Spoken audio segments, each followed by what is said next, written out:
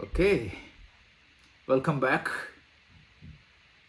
and let's offer our salutations to everybody, and let's pray that the situation will be in control very soon. Glad that all of you are safe and secure and also spirited. So, we have been seeing the second chapter of the Gita, and last week we reached a milestone of the 30th verse. So if you really look at the second chapter, the first 10 verses, which was the topic number 1, was mainly a restatement of the problem, because the first chapter of the Gita is a problem statement, and the second chapter, the first 10 verses, is again a restatement of the same problem. So that we saw. And after that, from verse 11, Krishna starts his teaching. So from 11 to 30 is the first portion of his teaching. And the first portion of his teaching was addressed to all of us. And the fundamental problem we address is how to remove the risk of getting into this vulnerability of being sorrow, meaning being excessive sorrow. Because all of us are at risk because we are subjected to sorrow. And the first verses, like 11 to 30, was addressed from a spiritual standpoint of view. So if you really think about Krishna's argument from verse 11 to 30, he said that no situation in the world demand an extreme mental reaction, even if it is a death. So that was the point number 1. And for that, he introduced the three dimensions of a human personality. The three dimensions are the physical body, or the physical dimension, which is subjected to death and birth, and which is subjected to changes while in living. So that is the first portion. And the second aspect he explained was the soul, or the subtle body, which transmigrates from life to life, or from birth to death, means life to life, based upon the law of karma. And if you remember, we had an extensive discussion. 3 weeks we spent on the law of karma. And finally, Krishna also explained, in reality, your nature is Atma, which is not subjected to any change. So 3 things: the physical body will born and die. At the time of the physical death, the physical body will die, and the soul will transmigrate. And the third one is the Atma. There is no change for that.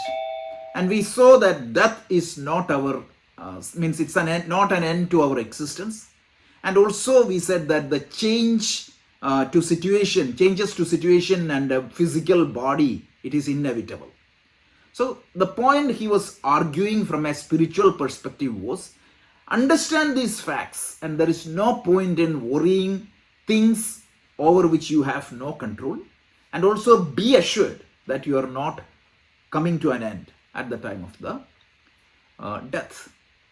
So this is only one perspective. In fact, Krishna is using 3 perspectives in this chapter. So today we will try to see what are the other 2 perspectives of his argument, or the other 2 point of view of the argument. So the first was entirely the spiritual perspective, and the second one is something called entirely from a dharmic perspective, means what exactly is the dharma, or the ethics, or the duties perspective.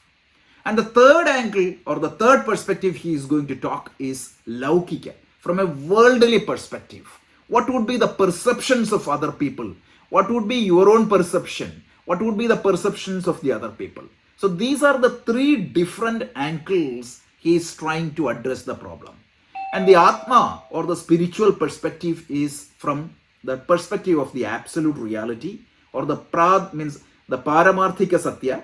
And from a dharmic argument is from a vyavaharika satya. How do you interact with the world outside? And loosely translating, we can say that the ethical means the Laukika perspective is from a Vyavaharik, means Paramarthika Satya. Sorry, the Pradipasika Satya, illusionary reality. But think about these three difference. One is a spiritual perspective, second one is a dharmic perspective, and the third one is a worldly perspective. So these three arguments are used to do what needs to be done at a given point of time. So this is the next few steps. So from verse 31 to 33, he is going to argue from a dharmic perspective. And from verse 33 to 36, he is going to argue from a Laukika perspective. So if you really think from verse 11 to verse 36, he is using three different point of views in explaining the solution.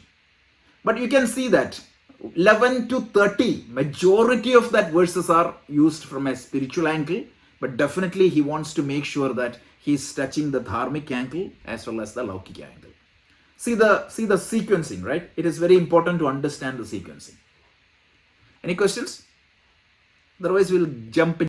Swadharmamapi chavekshya navikampitumārhasi dharmyadhiyuddha shreyonyat kshatriyasya na vidyate.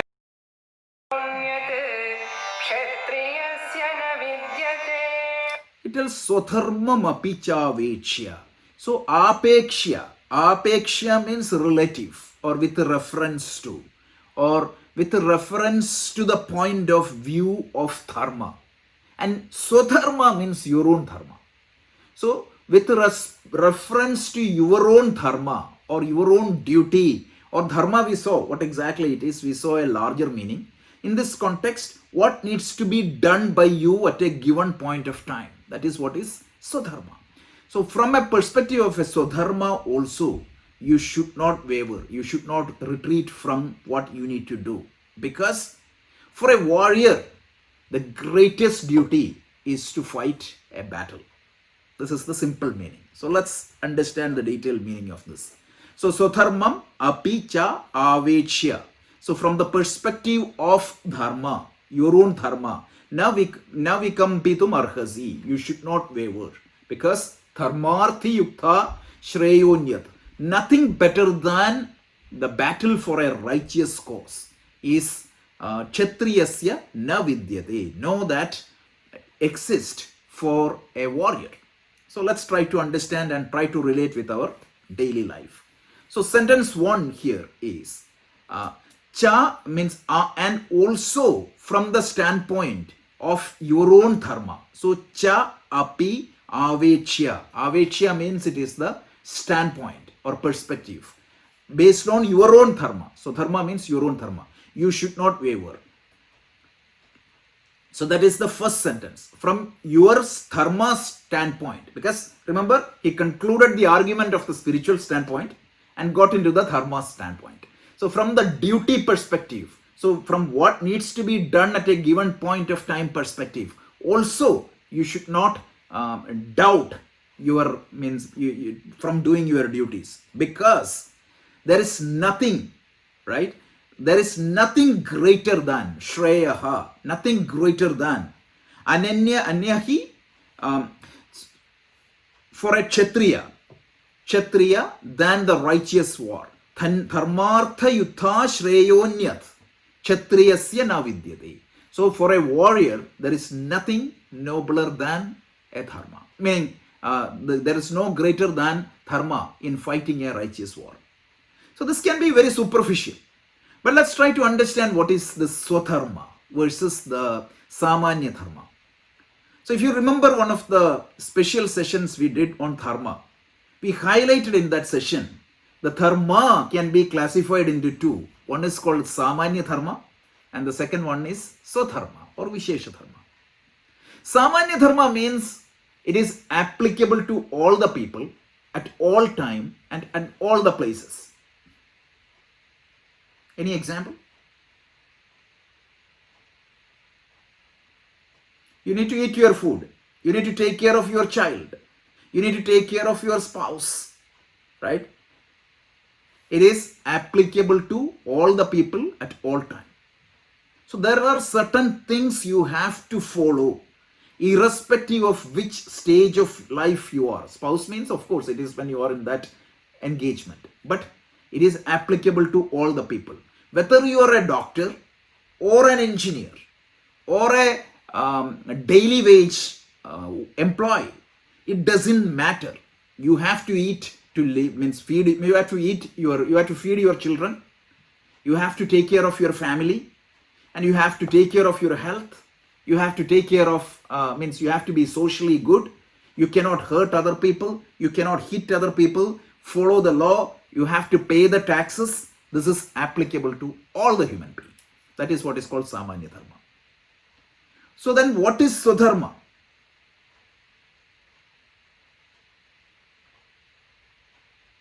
What do you expect from a doctor versus what do you expect from a like a software professional? Do you expect the doctor to treat you?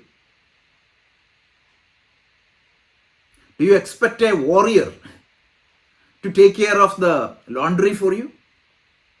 So depending upon the role you play in the society, depending upon your mental temperament and depending upon the role you play in the society, there are certain special responsibilities given to every individual. So I need to see where I stand based upon my ashrama. For example, if I am a student, my predominant duty is to study. Of course, I need to take care of a few other things, Samanya Dharma. Of course, I need to eat myself. I need to make sure that I am relating with other people. All that Samanya Dharmas are there, but on top of that Samanya Dharma, depending upon where I am and depending upon my profession or my engagement or my mental temperament, I need to do certain things at that point of time. For example, when I was a student, I don't need to earn, of course, minimal earning, but my responsibility, predominant, Mukhya Dharma, is studying. Whereas when I'm a householder, my responsibility is to earn and feed the entire family, go and work, and as a professional, I need to make sure that I'm doing my profession, not somebody else's profession. That is Paradharma. For example, if I'm a doctor, my responsibility is to go and treat. Right now, the corona came in. All these healthcare professionals, I was talking to a nurse the other day. She was crying and I was just talking about this verse. So it doesn't matter, like when a war comes in, it is the responsibility of a warrior to go to the front and defend the country. So what exactly, whether he has done his duty, it depends upon how he defended the country. So when we were fighting with Nazis, the governors and the pilots at that point of time, their duty was to bomb. Their duty was to fight that war. You cannot say that I'm an ahimsavadi, my dharma is otherwise. If that was the case, you should not have gone to that profession. So having selected a profession based on your mental temperament, you cannot run away from that situation when the situation demands more or when the situation becomes tight. For example, if I was a healthcare professional, right now, I cannot say that I don't want to a ward because you have opted that profession based on your mental temperament and your skill, guna and karma. So guna and karma determines my engagement with the world outside, and having selected one guna and karma, I cannot go back. So this is what is called Swadharma. So from Krishna is saying here that, O Arjuna, your Swadharma, you are a Kshatriya, meaning you are a warrior. He didn't say that by birth you are a Kshatriya. He didn't say that. Please underline this, because Swadharma is not by birth. Swadharma is based on your guna, mental temperament, and your profession. So if there is a doctor, his Swadharma now is to treat the patient. And if I am a program manager or a technology leader, my Swadharma is to make sure that that particular role is performed. And I already explained this point. This dharma associated with an individual, this Swadharma associated with an individual, there are two categories again. One is called the Mukhya Dharma, the predominant Dharma, and Gauna Dharma, the subsidiary Dharma.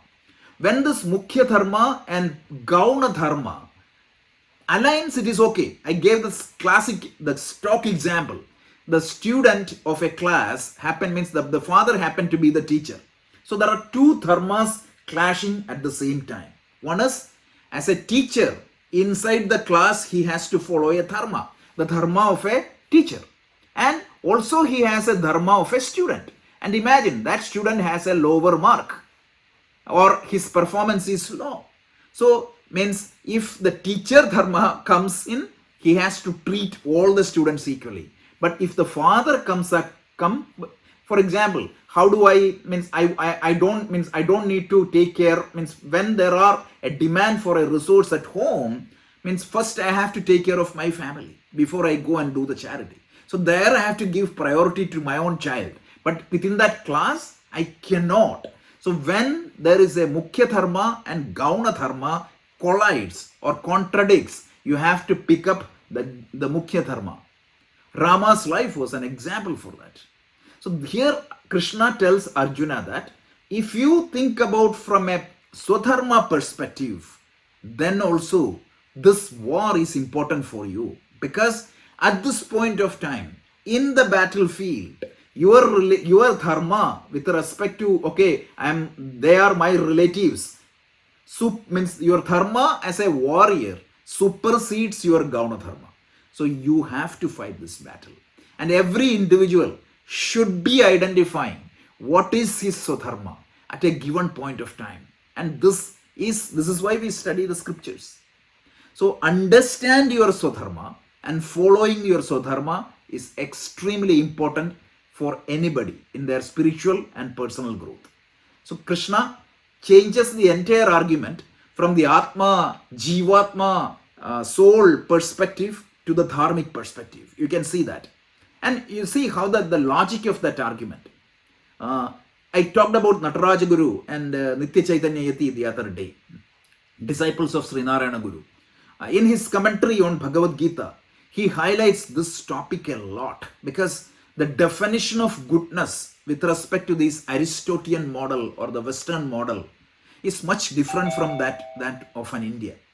So Nataraja Guru quotes like, how do you say that a mango is better? Means you're comparing an apples and oranges. Let's say that. In a modern world itself, it is a phrase. You cannot compare apples and orange. The greatness of an apple tree is determined by the quality of the apple it produces. Whereas the greatness of an orange tree is measured by the quality of orange it produces. Typically, we try to compare these apples and oranges. So the greatness of a warrior, or the dharma, or the commitment of a dharma of a warrior, the person who was leading a battle, for example, the people who were fighting against Taliban in Afghanistan, the people who fights about these terrorists in Kashmir, how their dharma is determined, their commitment in eliminating these negative forces. This is the most practical vision in the world, because you cannot say that at that point of time, I'm ahimsavadi, I'm going to give up my arms when these terrorists comes and when these Taliban comes in. So the generals and the army people who fought the battle there for us, they were following your Swadharma. And if they retreat from that place, they are violating their Swadharma. Isn't it clear? This is very important, because no scripture in the world makes this point very clear. Ahimsa, or the non-violence, is not an inert, ineffectual slave mentality.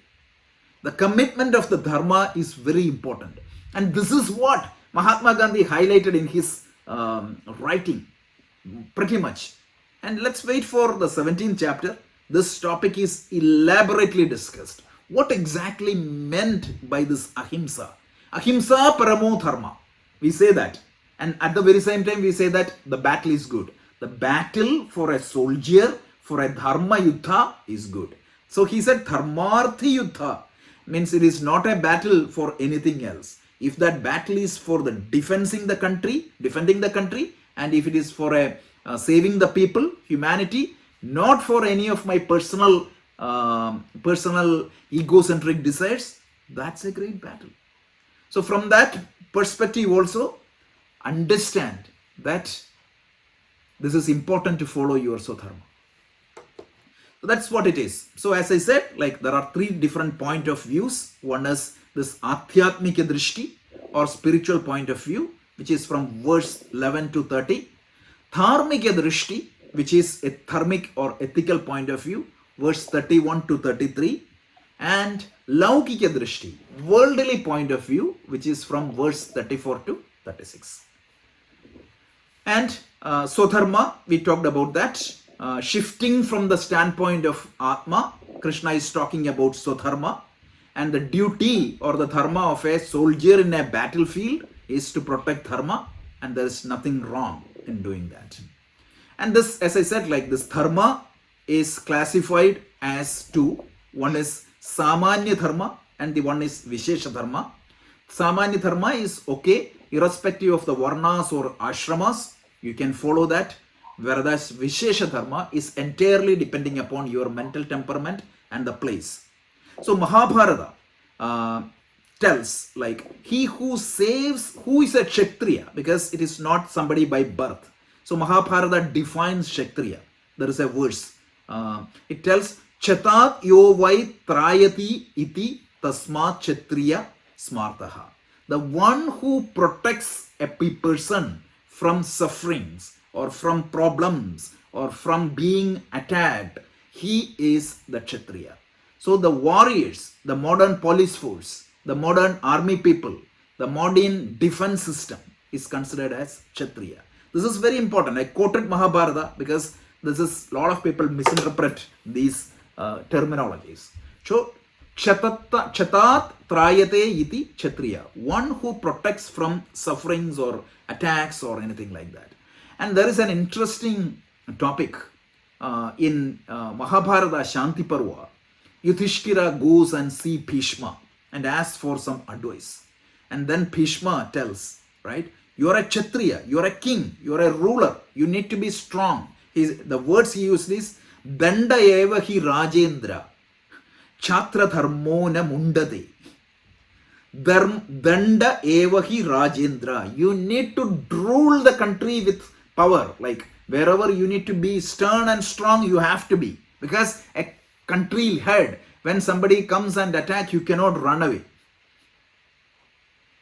So, and actually there are so many examples in the Mahabharata which tells this story. There was a king called Sanjaya, not the Sanjaya we are hearing in Mahabharata, but before that there was a king and he was defeated by another king. So he said, okay, I'm not good, I'm going to run away, this is not a nice place to be in war. So at that point of time, his mother gives a brilliant advice. He tells, Muhurtam Julitam Shveyam. You have to do your dharma, and it is better to be a shine in a second rather than being a negative, passive thing for years.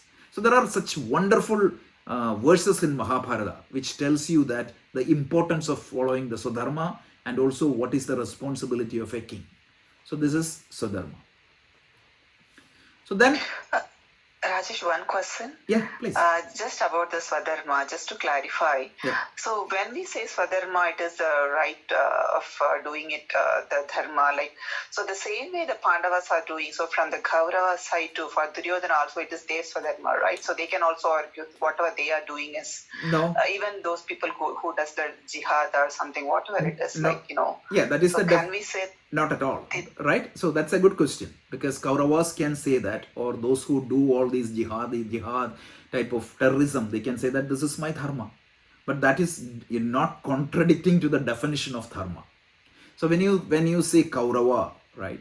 So Kaurava's case, Duryodhana himself tells, Janami dharmam nachame pravurti, janami adharmam nachame nivurti. I know that what they are asking is legitimate. What they are asking is legitimate. Why? What was the rule of Hastinapura? The rule of Hastinapura, which was established by the king Bharata. Remember, I was telling the story of Mahabharata because a lot of people get confused with the story of Mahabharata. So the Mahabharata story starts from King Bharata King Bharata was the son of Shakuntala and Dushyanta. So he was known for his wisdom, and he found that none of his children were capable of doing the kingdom. So he put a rule. Who should be the rulers of Hastinapura?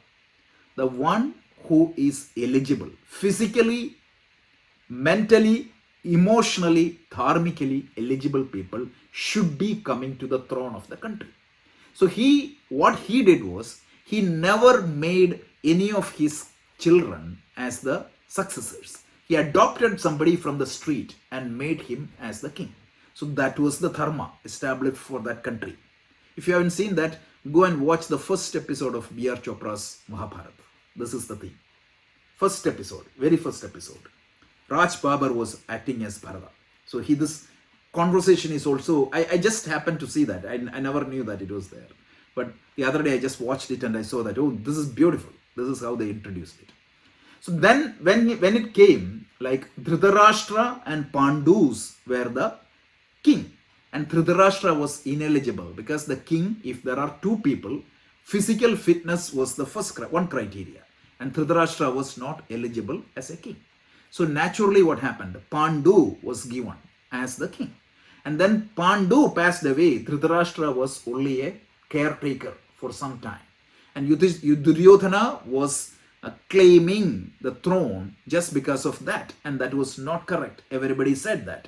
But just to avoid a fratricidal war, just to avoid a civil war, Pandavas were ready to compromise. That is one thing. Second thing is, Pandavas were not, for example, the behavior of Duryodhana, right? You can see that in Mahabharata. How he ruled in the country. Of course, he had some good qualities, but as a king, Yudhishthira was much more dharmic. So that is why under the elders, like the Kulagurus and the elders of the family, chose Yudhishthira as the king. So then what happened? There were some, all these game of dice, everything was there. And Pandavas were temporarily sent to the forest. But that was only for 13 years. And after 13 years, they had a legitimate claim over the kingdom. But Duryodhana was not ready. And finally what happened? Krishna himself went there as a negotiator. So in that negotiation, Krishna said, right, I don't need the kingdom. I just need 5 villages. If you remember that conversation, it is fantastic. And then he said, don't worry, I don't need 5 villages. Just give me 1 village for this 5 people. I won't give. And then Krishna said, okay, if that cannot be given, just give 5 houses. He said, that cannot be given. And then final settlement was, give me 1 house for the 5 people. That also will not be given. At that time, Duryodhana tells, your warriors, why you are begging? You should come and fight. And Krishna said, no, I am not begging. I want to avoid the war. So that's the time Krishna said, if you violate your dharma, when you violate the dharma will not protect you. And he used a famous utterances. The greatest Shiva Bhaktas of the world, Gandhari. I'm so sad to think that the greatest Shiva Bhakta of the world, Gandhari, will have to cry in front of the corpses of your children. That is the word Krishna used. If you remember the story, that is the time Duryodhana asked his soldiers to tie Krishna up. And that is the time this whole Vishwarupa comes in.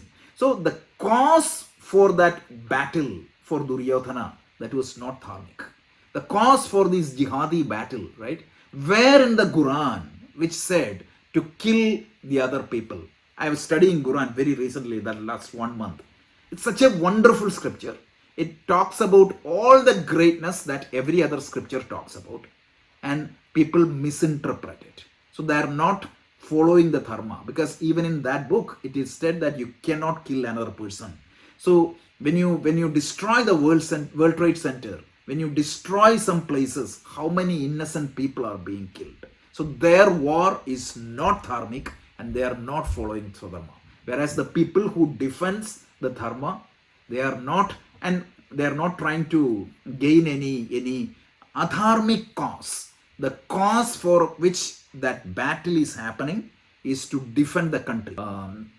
The point is that, of course, if you think that this cause is not dharmic, you have the right to get out of it. But that has to be an independent analysis.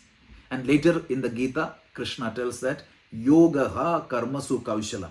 So in that dexterity of action, one of the points Shankaracharya mentions in his commentary is ability to choose the right action. What is dharma for you? That is the most complicated thing. And for example, in a given situation, multiple dharma contradicts. At that point of time, what exactly is my right dharma? So that's where we need to have that skill. So as I said, like the war against Taliban or Nazis, what was a righteous war? But some wars cannot be unavoidable. And the leaders or the people, there is nothing nobler than defending the country for a righteous cause. And Mahabharata tells, misplaced ahimsa is as bad as misplaced himsa. When somebody coming and bombing up your people, terrorist comes and killing your people in Kashmir, if you are not deploying the army, if you are not sending your forces to defend that innocent people, it is equally bad. Look at what happened in India. So many years, right? The Maoist goes and kills these innocent people. The jihadis goes and kills these innocent people in various parts of the country. Nagaland, even the first surgical strike happened. Means you know that from Myanmar, people used to get cross the border and kill the innocents. So finally, what we had to do? Go to the other side and destroy them. There is nothing wrong in that as per the vision of the Gita, because you are not fulfilling an egocentric thing. You are fulfilling your dharma. So Duryodhana was not following the dharma. So now the question is, I don't know what exactly is the dharma for me. Right? That would be the biggest confusion. So I am employed at somewhere. I don't know whether it is my dharma. Of course you can, the basic definition of the dharma is the common sense. Ask your conscience. When you ask your conscience, you think that this is right or wrong, then you can decide. And if you cannot determine, look at the scriptures. Most of these scriptures gives beautiful answers. And if you cannot do that, ask your loved ones, the common people. They will tell you. These are simple solutions. Of course, only by learning the scriptures and understanding the life and getting above your likes and dislikes, you will be able to do the proper dharma. Because typically what happens, when I think about dharma, my likes and dislikes comes and hit me or influence me from interpreting the dharma properly. So the question is, can I independently evaluate what is my dharma and then do it accordingly? Thank you, Rajesh. But it's a beautiful question. I was thinking about the same when I was thinking about this topic. Okay, so the dharma in the Gita. So this is just an academic purpose. So dharma in the Gita is such an important topic. You can see the importance of Swadharma. How many verses you can see the repetition of this word in many verses. The 3rd chapter it is there, the 18th chapter it is there, and some of the chapters are meant to analyze the Swadharma of a person. Like you can see that in 14, 16 and 17. These are all to help us to understand what is my Swadharma. So you can see that in the 14, 16 and 17. And the Lord himself incarnated because to protect the dharma. So you can see that in the chapter 4th, in fact it is a chapter 4. And then actually the Gita starts with the word dharma. You can see dharma kshetre kurukshetre. At that point of time I explained the entire theme of the Gita is the first verse of the first word of the first verse and the last word of the last verse. If you take that, it is dharma, and mama, it is mama dharma. And you can see the various forms of the dharma comes throughout the Gita. So dharma is very important in the context of Gita. And again, dharma is not religion. Dharma is not merely duties. Dharma has a larger meaning. We explained that multiple times, but it's very important. So once again, recapping, from a spiritual perspective, Krishna is making a shift and he is saying that if you look at from a dharmic perspective also, do what needs to be done, whatever is that consequence. And I was just explaining this to somebody very recently, so I know that, right? The situation demand, if I happen to be a doctor and I happen to be posted in the corona, the war or the battle means not just the physical battle, every battle, whether it is an intellectual battle, there is a sometimes it is a battle against a pandemic, all that will come there. So go there, don't retreat and run away, because the entire society was completely depending on this role. Your role is so critical in serving the society, and fulfill it. And in some cases, what is going to happen, in that process, you may pass away, you may not even survive, but understand that their future is well protected by the natural law of the universe, the intelligent order of the universe. So we need to have that faith. So this is such an important topic, especially in the current situation. This topic is very important. Please don't read and pass these verses. Typically in the commentaries, you can see that a quick reference is given and people move away, but this is very important verse. Okay, so let's go to the next. यदृच्छया चोपपन्नं स्वर्गद्वारमपावृतं सुखिनः क्षत्रियाः पार्थ लभन्ते युद्धमीदृशम्. It's again a beautiful verse. He tells Yadrishchaya cha upapannam. This situation in life, for Arjuna, it was a physical war. For a doctor or a healthcare professional, it's a pandemic they are dealing at this point of time. Shift from Arjuna to that doctor, you will understand this much better. Because Mahabharata battle is far away removed from us in terms of place, time, and the situation, circumstances. So this particular pandemic, which a doctor is facing right now, he didn't plan for it. He didn't want it, but it just happened to manifest in front of him. Why? It could be the karmas. Whatever it is, we don't know. So this war, Arjuna never wanted this war. They tried to avoid this war as much as possible. But this war was forced upon him. So this battle against corona has forced against us, into us. So Krishna tells such situation is Surgadwaram Apavritam. So this is a gateway to a heaven. Heaven means what? We are already seen that. Heaven means it is a place of better experiences. So that's what the law of karma is very important here. Sukhina Kshatriya Partha Labhante Yuddham Idrisham.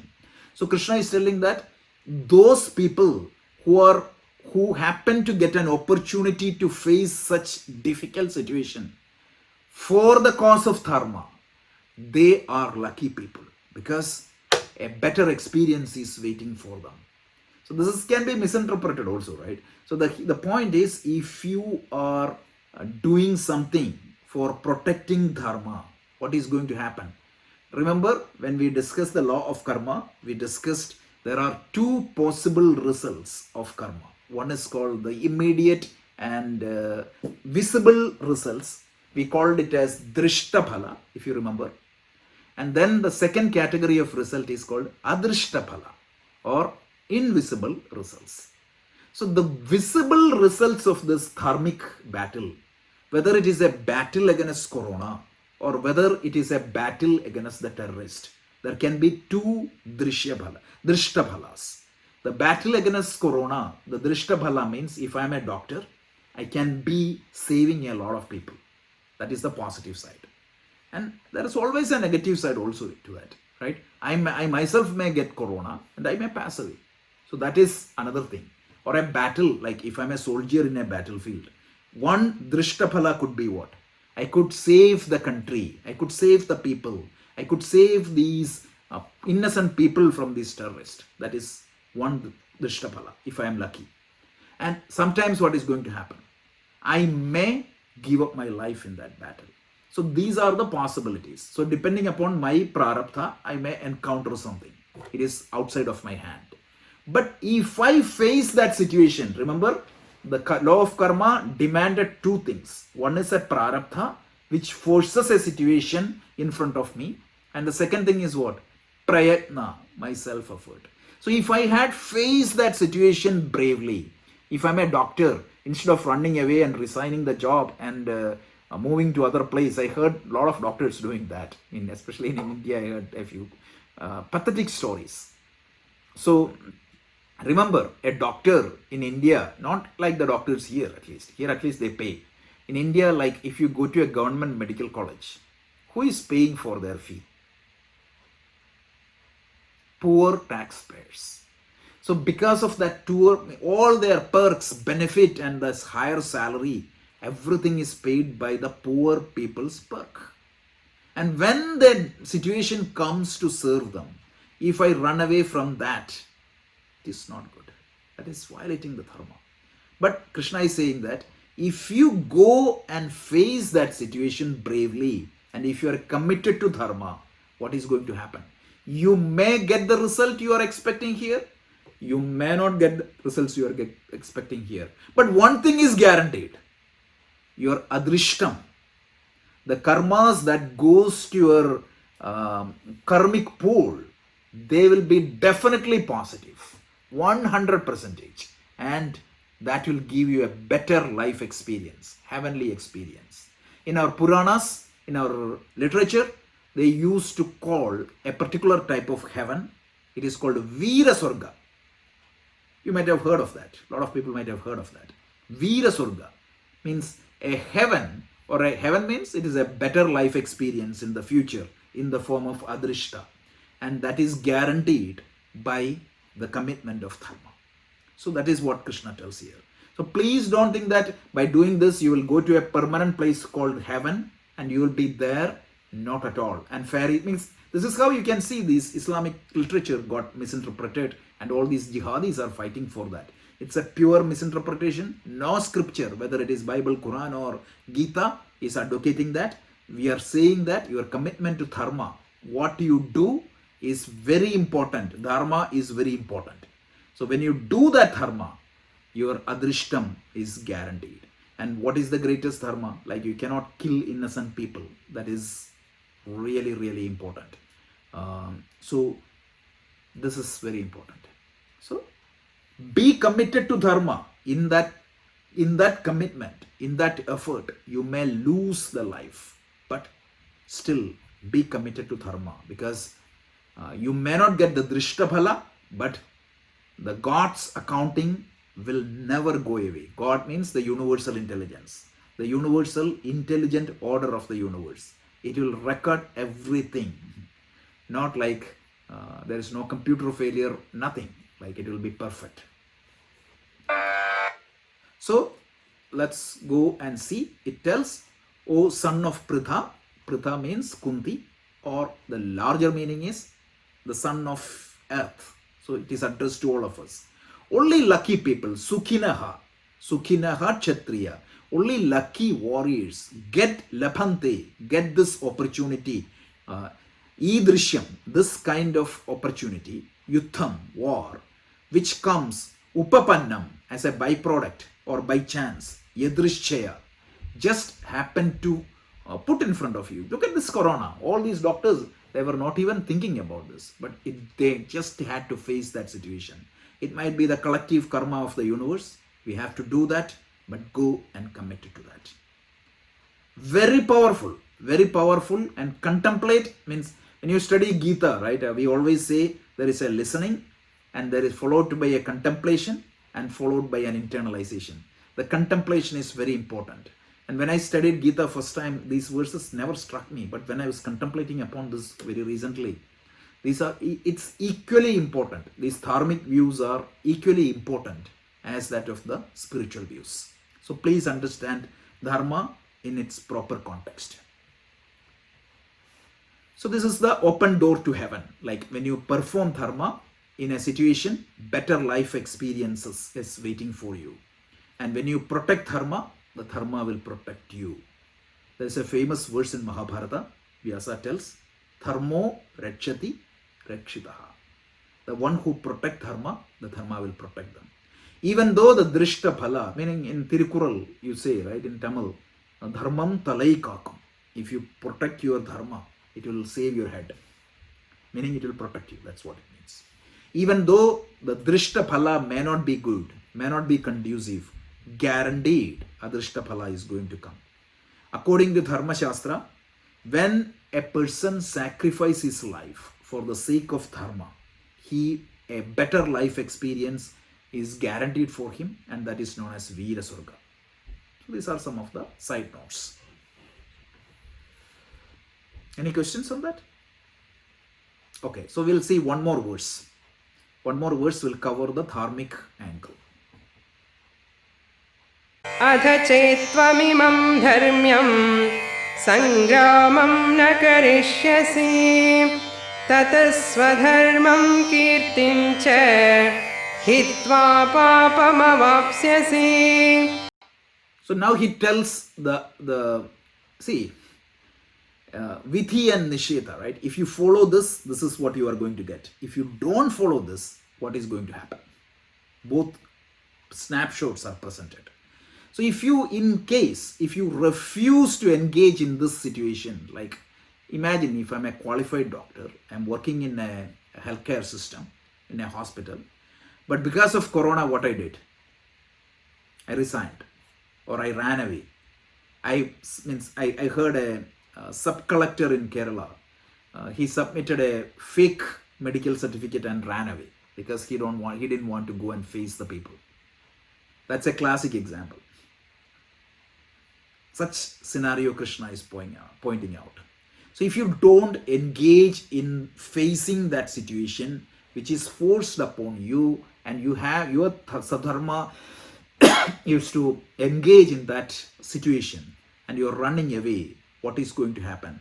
You are not doing your duty, you are not fulfilling your dharma, and your honor and will go away, and you will incur sin. Sin means papa, not the original sin, it is the papa. Sin in Vedanta, it has a different meaning, because it is you are not doing what needs to be done, and what the karmic effect happens because of that. So Krishna tells, if you follow this, there is a great, means you are good, your honor is going to be protected, and your next life experiences are going to be fantastic, and you are evolving. Whereas if you run away from this situation, it is not good for you. So the first sentence, he tells, cha api, meaning also. People,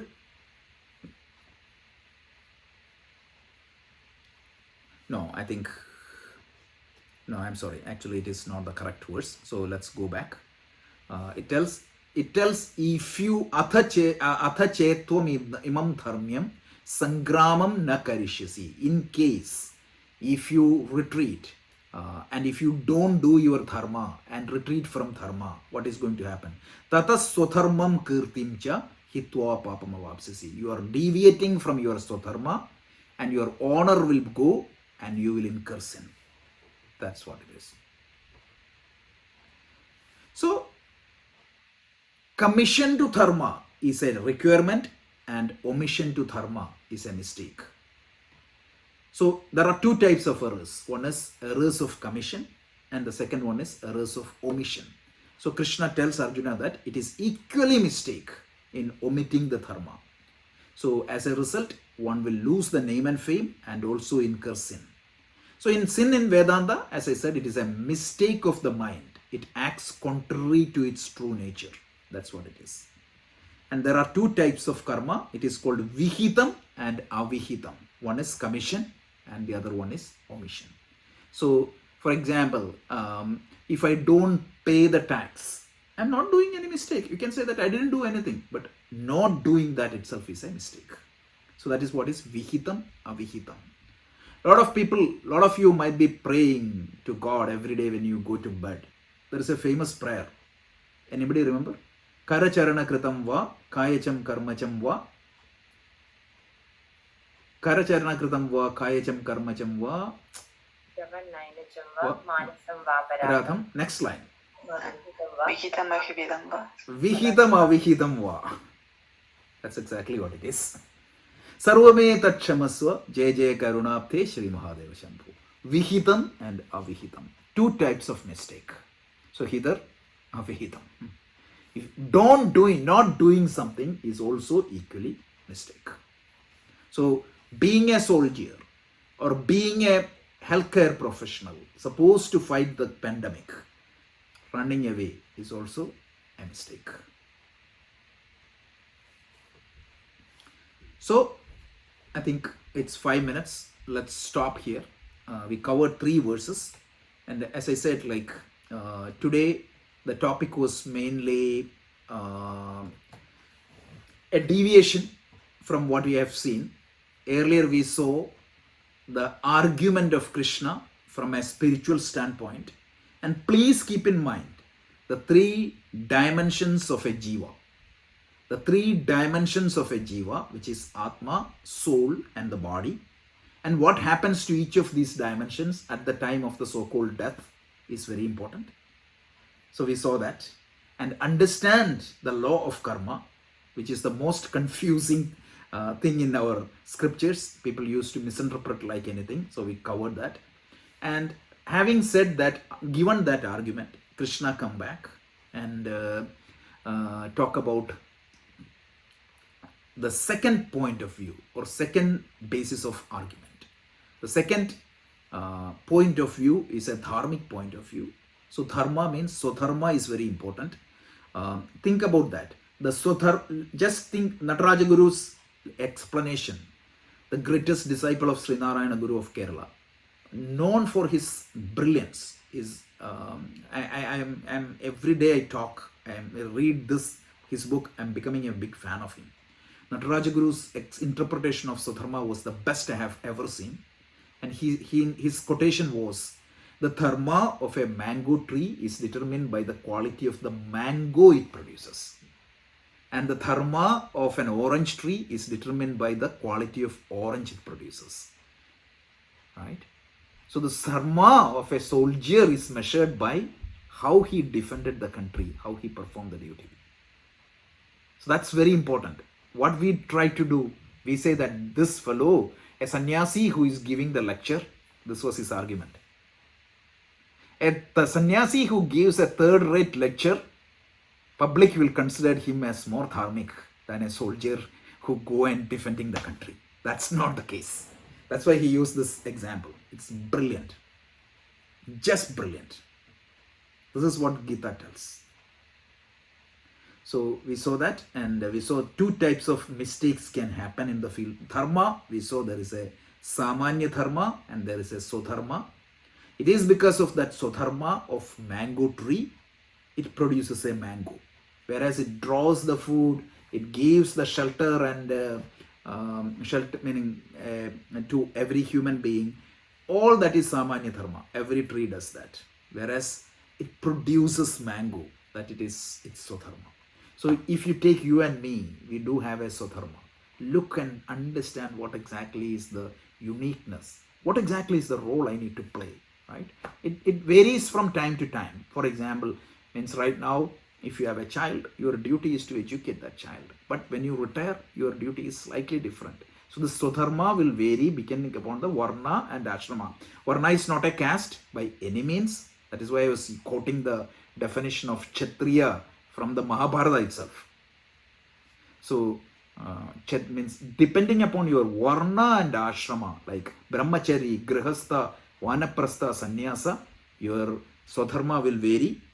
Depending upon your Varna, like whether you are a spiritual person or a protector or a trader or a laborer, your duties will vary.